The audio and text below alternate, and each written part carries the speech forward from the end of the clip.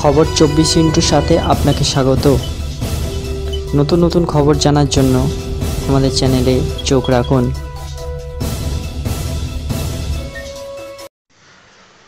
নমস্কার, খবর 24 সাথে আপনাদের স্বাগত। দর্শক, আক্রমণাত্মক পিচ ব্লসম জেলিফিশ চীন থেকে সেটা তৈরি করা হচ্ছে উদ্ভূত বলা যেতে পারে। ব্রিটিশ কলম্বিয়ার নোনা জল জুড়ে ছড়িয়ে পড়ছে এবং জলবায়ু পরিবর্তনের কারণে এর ক্ষতি যে কী হতে পারে সেটা সম্বন্ধে গবেষকরা অনেক কথা শোনাচ্ছেন। ইউবিসির গবেষকরা হাইলাইট করেছেন যে এই প্রাণীগুলি যা ক্লোন, তাদের প্রতিদ্বন্দ্বিতা করে স্থানীয় প্রজাতির জন্য সম্ভাব্য ঝুঁকি তৈরি হচ্ছে। ইউবিসি গবেষণা অনুসারে একটি আক্রমণাত্মক নোনা জলে জেলিফিশ হাজার হাজার বিসি জলে পপ আপ করছে এবং ভবিষ্যতে দেখা তারা আরও দ্রুত বৃদ্ধি পেতে পারে। পিচ ব্লসম জেলিফিশ ক্লোনগুলি খ্রিস্টপূর্ব 34টি স্থানে দেখা গেছে। এটি উত্তর আমেরিকার সবচেয়ে দূরবর্তী উত্তরের পরিসরে একটি সাম্প্রতিক গবেষণাপত্রে ভবিষ্যৎবাণী করা হয়েছে এবং এই দশকের শেষ নাগাদ অবস্থানের সংখ্যা বৃদ্ধি পাবে, কারণ জলবায়ু পরিবর্তন এই পরিসরকে প্রসারিত করবে। ডক্টর ফ্লোরিয়ান লুস্কো, যিনি ইউবিসির আর্থ, ওশান অ্যান্ড অ্যাটমসফিয়ারিক সায়েন্সে পোস্ট ডক্টরাল ফেলোশিপের সময় গবেষণাটি করেছিলেন, এবং ডক্টর ইভজেনি পাখোমভ, ইউএএস এবং institute for the ocean and ফিশারিজের অধ্যাপক, এই ব্যাপারে আলোচনা করেন রহস্যময় জেলিফিশ সম্বন্ধে। এফেল এটি চীন থেকে বিবর্তিত একটি জেলিফিশ প্রজাতি যা বিশ্বজুড়ে ছড়িয়ে পড়েছে। তারা কানাডায় এই সিস্টেমগুলির বাস্তুতন্ত্র এবং জীব বৈচিত্র্যকে কীভাবে প্রভাবিত করে সে সম্পর্কে আমরা খুবই কম জানতাম, কারণ গবেষণা তখনও ঠিকভাবে করা হয়নি। উদ্বেগের বিষয় হলো যে তারা তাদের প্রতিদ্বন্দ্বিতা করে দেশীয় প্রজাতির ক্ষতি করছে। আমরাই কানাডার একমাত্র গবেষক যারা এই জেলিফিশগুলি খ্রিস্টপূর্বাব্দের কাছাকাছি নাগরিক বিজ্ঞানীদের সহায়তা তদন্ত করেছি।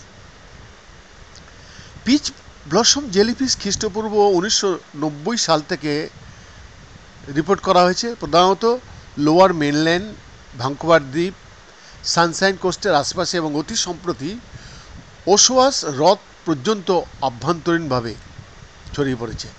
1990 এবং 2023-এর মধ্যে 34 বছরের ব্যবধানে 85টি এই প্রজাতি দেখা গেছে। প্রতি বছর একবার গণনা করা হয়েছে, যেখানে প্রতিটি দেখা এক বা হাজার হাজার জেলিফিশ হতে পারে, কিন্তু শুধুমাত্র এই দশকে আমরা প্রায় 80টি দর্শনীয় স্থানের ভবিষ্যৎবাণী করেছি এবং সম্ভবত বর্তমানে পর্যবেক্ষণ করা 34টিরও বেশি স্থানে। আমরা জানি যে এখন পর্যন্ত পরীক্ষা করা 100টি জেলিফিশের মধ্যে প্রতিটি পুরুষ এবং একই জেনেটিক উপাদানের সমন্বয়ে গঠিত, যার মানে এই হাজার হাজার জেলিফিশ কার্যকরভাবে ক্লোন এবং একই পলিপ বা পলিপের একটা ছোট ক্লাস্টার থেকে উদ্ভূত হয়েছে জেলিফিশের পর্যায়ে, যা জলের তলায় বসবাস করছে। এপি পলিপগুলি খুব ছোট, সাধারণত প্রায় 1 মিলিমিটার আকারের, এবং তাদের শনাক্ত করা চ্যালেঞ্জিং। তারা অগভীর এলাকায় বাস করে এবং পাথর ও নিমজ্জিত কাঠের ধ্বংস অবশেষে পাওয়া যায়। সুতরাং আমরা সাধারণত জেলিফিশের পরিচিতি সম্পর্কে জানি যখন আমরা দেখি পলিপ দ্বারা উৎপাদিত ভাসমান মেডুসা ফর্ম জলে প্রদর্শিত হয়, যা শুধুমাত্র তখনই দেখা যায় যখন জলের তাপমাত্রা 21 ডিগ্রি সেলসিয়াসের বেশি হয়। তাই পলিপগুলি আমাদের না জেনেই আরও অনেক হ্রদে ছড়িয়ে পড়তে পারে। আমরা জানি না কিভাবে এবং কখন প্রজাতির প্রবর্তন ঘটেছে, তবে এটি সম্ভবত মেডুসা উৎপাদনকারী পলিপের মাধ্যমে বিনোদনমূলক নৌকায় বা পাখির বিলে বা পায়ে খাওয়ানোর সময় করা হয়েছে। আমরা পুকুর, কুয়ারি এবং হ্রদে মেডুসা পেয়েছি, কিন্তু খাড়ি বা নদীতে কখনো পাইনি। এবং আমরা জানি যে জেলিফিশ মানুষের জন্য ক্ষতিকর নয়, কারণ তাদের হুল মানুষের ত্বক ছিদ্র করতে পারে না। এপেল বিসি হল পিচ ব্লসম জেলিফিশের পরিসরের জন্য এই মহাদেশের সবচেয়ে উত্তরের বিন্দু।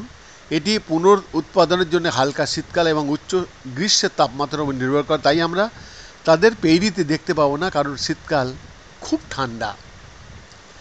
যদি জলবায়ু পরিবর্তনের ফলে বিশ্ব জুড়ে মিষ্টি জলের তাপমাত্রা বৃদ্ধি পায় তাহলে আমরা সম্ভবত বিস্তৃত বিস্তার দেখতে পাবো।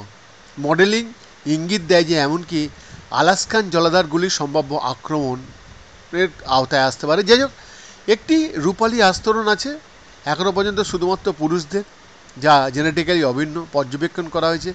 এর মানে হলো যে জেলিফিশ তাদের যৌন প্রজনন সম্পন্ন করতে পারে না এবং এইভাবে নতুন পরিবেশে এর অভিযোজন সীমিত হবে। এটি তাদের বিস্তার হ্রাস করবে। পরবর্তী পদক্ষেপ কি না, অগ্রাধিকার দ্বিগুণ হওয়া উচিত। প্রথমত পিচ ব্লসম জেলিফিশের প্রকৃত বন্টন সঠিকভাবে ম্যাপ করা, পরিসীমা সহ বিসি। দ্বিতীয়তে তরুণ স্যামন সহ মিষ্টি জলের বাস্তুতন্ত্রের ওপর জেলিফিশের প্রভাব আরও ভালোভাবে পরিমাপ করা। আর কি করবে চীন? বৈদ্যনাথ দাসের রিপোর্ট, খবর 24x7।